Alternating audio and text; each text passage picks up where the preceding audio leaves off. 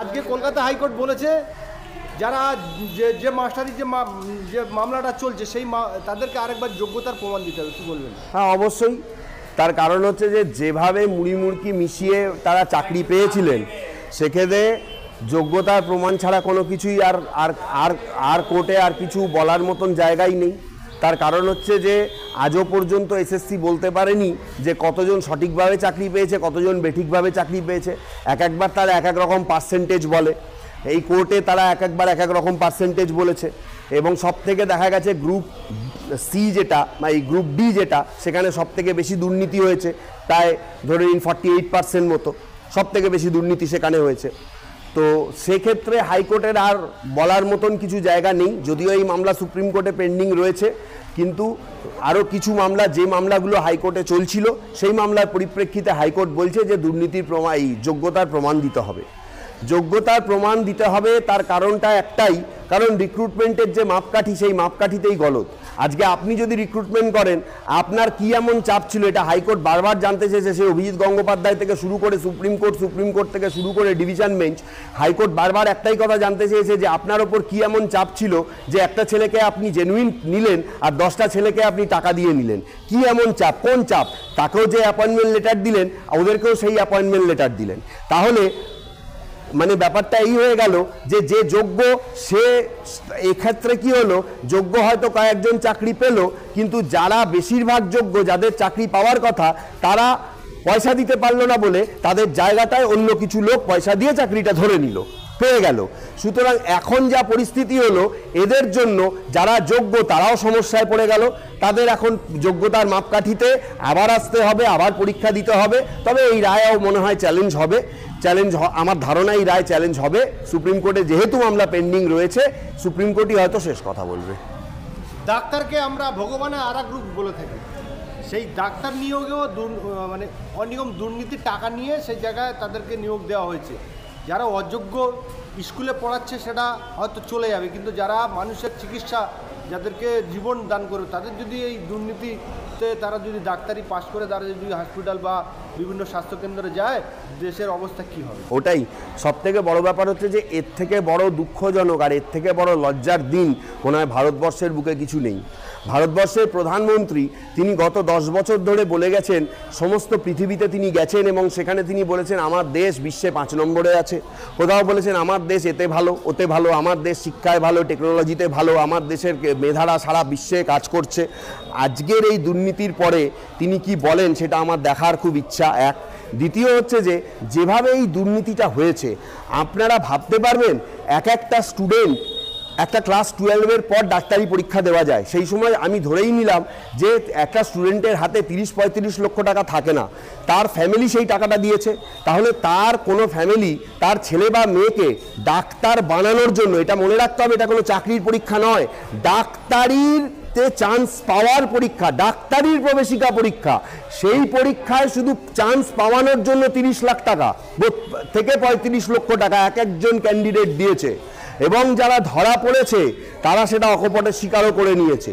তবে একটা জিনিস ভালো, যে সুপ্রিম কোর্ট পরিষ্কার জানিয়েছে সমস্ত পরীক্ষা বাতিল, সমস্ত রিক্রুটমেন্টও বাতিল। 23শে জুন আবার টোটাল দেশে নতুন করে পরীক্ষা দেওয়া হবে, পরীক্ষা নিতে হবে, নতুন করে অ্যাডমিট কার্ড দেওয়া হবে এবং নতুন করে পরীক্ষা হবে। আমি শুধু একটাই কথা বলতে চাই যে এই নতুন করে পরীক্ষাতে তাতে আবার দুর্নীতি হবে না তো। আর একটা ব্যাপার হচ্ছে যে সেন্ট্রাল গভর্নমেন্ট যেন এইটা এনশিওর করে যে এটা ডাক্তারির পরীক্ষা। আজকে যে বা যাদের ফ্যামিলি তা মনে করলো যে তারা 30 লাখ 35 লাখ টাকা দিয়ে তার ছেলে মেয়েটাকে ডাক্তারি পরীক্ষায় বসিয়ে দিল বা ডাক্তারের সার্টিফিকেটটা পরবর্তীকালে তারা হাতে নিয়ে নিল, আমার তো এটা ধারণা যে তারা যে ডাক্তারির যে পড়াশোনা সেখানেও তারা পয়সা দিয়ে করবে, চাকরিও তারা পয়সা দিয়েই ঢুকবে। তাহলে এই ডাক্তারদের হাতে মানুষ যখন একজন শেষ পর্যায়ে চলে যায়, আক্রান্ত, যে কোনো দিন মারা যেতে পারে, রোগগ্রস্ত, আপনার আমার বাড়িতে ধরুন যারা বয়স্ক লোক অসুস্থ হতে পারে, আমরা শেষ কোথায় যাই? হসপিটাল, নার্সিংহোম, ডাক্তারের কাছে। সেই ডাক্তারি যদি ভুল ডাক্তারি করে দিয়ে একজন মানুষের জীবন কেড়ে নেয়, তার থেকে লজ্জার আর কি হতে পারে? আজকে দেশের লজ্জার দিন। আমি মনে করি যে একজন বড় কেউ মারা গেলে পতাকা অর্ধনমিত রাখা হয়, আমার মনে হয় পতাকা একদম অস্তমিত করে দেওয়া উচিত এই কয়েকদিনের জন্য। এত বড় দুর্নীতি, ডাক্তারি প্রবেশিকা পরীক্ষায় দুর্নীতি, এত বড় দুর্নীতি দেশের মনে হয় আমরা আগে কখনো দেখিনি। শুনুন একটা কথা বলি, ইডি সিবিআই যে তদন্ত করছে, ইডি সিবিআই তদন্ত করে কি সবকিছু করতে পারবে? ভারতবর্ষের লোক সংখ্যা কত, তার মধ্যে পরীক্ষা দিয়েছিল কতজন এবং কতজন এই দুর্নীতি করে ঢুকেছে। একটা ফ্যামিলি দেখুন, যারা বাবা মা তারা তাদের সন্তানদের ভালো চাইবে, এটা ঘটনা। আমি চাকরির পরীক্ষায় তাও বুঝতে পারি যে তার একটা পেটের টান রয়েছে, কিন্তু যারা বাবা মা, একটা ক্লাস 12-এর ছেলে বা মেয়ে, তার হাতে অত টাকা নেই, তার বাবা মা বা ফ্যামিলি তাকে সেই টাকাটা দিচ্ছে, কম টাকা নয়, 30, 32 বা 35 লক্ষ টাকা এক একটা ক্যান্ডিডেটকে সেই টাকাটা দিচ্ছে। সেই টাকাটা দিয়ে তারা জানছে যে আমার ছেলেটা বা মেয়েটা একটা চিটিংবাজি করে কোনো রকমভাবে নামের পাশে একটা লিখতে পারবে যে হ্যাঁ ডাক্তারি পড়ছি বা ডাক্তারি পাস করেছি। দেশের তো তারা সব থেকে বড় ক্ষতি করছে।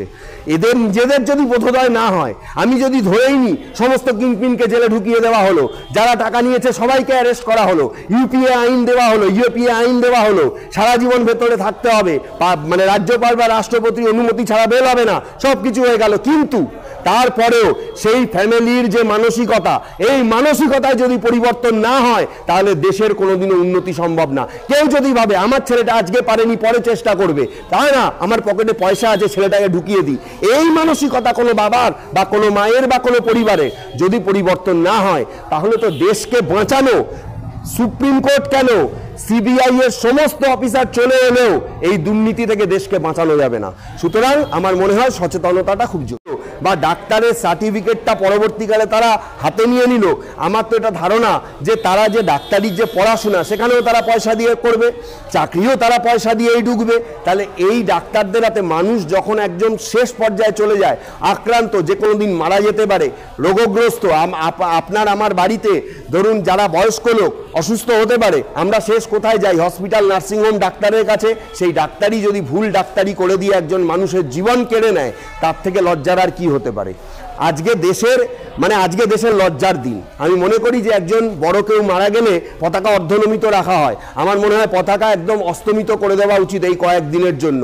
এত বড় দুর্নীতি, ডাক্তারি প্রবেশিকা পরীক্ষায় দুর্নীতি, এত বড় দুর্নীতি দেশের মনে হয় আমরা আগে কখনো দেখিনি। শুনুন একটা কথা বলি, ইডি সিবিআই যে তদন্ত করছে, ইডি সিবিআই তদন্ত করে কি সবকিছু করতে পারবে?